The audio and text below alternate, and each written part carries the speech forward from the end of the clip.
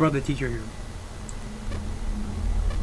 I'm going to be saying some things to you here in the upcoming hours and even days that are not going to be very palatable to some.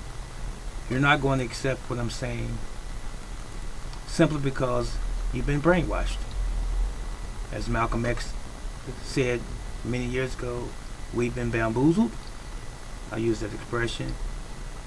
We've been fooled, hoodwinked. We've been lied to. We've been deceived on a lot of fronts. And I'm sorry in advance, but I'm not sorry. I'm sorry for your ignorance and our ignorance. But it's time for us to wake up, America.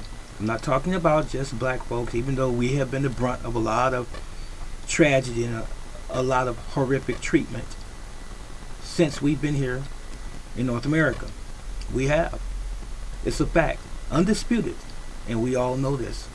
And not only black folks, Vietnam and war veterans, homeless, the poor, the indigent, poor white folks, poor anybody. We've been abused, and we've been disenfranchised greatly in our own country. So let me move on. My question to you is this.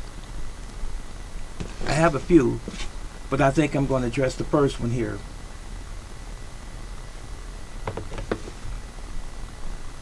I believe in absolutes.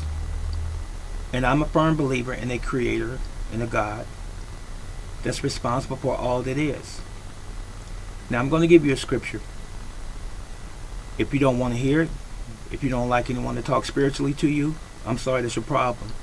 Maybe you should leave and go somewhere else. But I'm going to say this, and this is something that I always say or cite. It is through God. It is through Him that we all live and that we all move and that we have our very being. I'm going to say that, get that out the way. And what that simply means is this. We can do nothing if it's not for and had it not been for a creator. All of us owe our existence.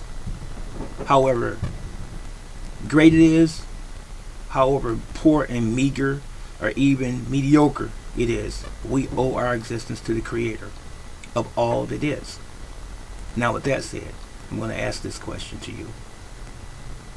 We know that marijuana has been legalized in America in some states already, not all yet, but legalized. How is it? This is my question to you, and I want you to answer it honestly. Use some critical thinking. How is it that we supposedly had laws that frowned upon, supposedly, the use of marijuana, the possession of marijuana, and our government locked up men and women and even teens for those crimes, or so-called crimes? And now in recent years, that same drug, and I'm just talking about marijuana right now, the same drug is legal, and the states receive some benefit, some fiduciary benefit, some taxes from the same.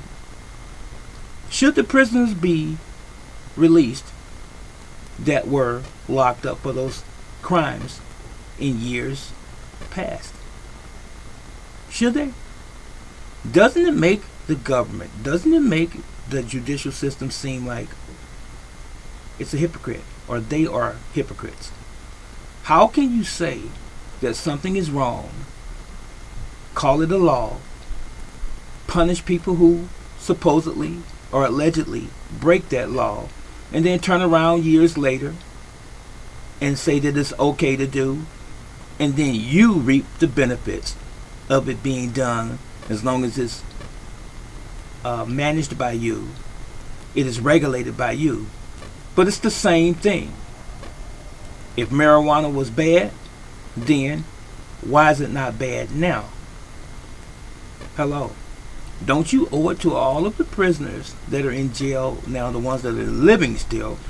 Don't you owe it to all of them, and especially those people who have been locked up and then released, and their records have been tainted, their records have been scarred, their lives have been damaged because of those criminal activities, as it were. Don't you owe them an apology? Don't you owe them some reparations?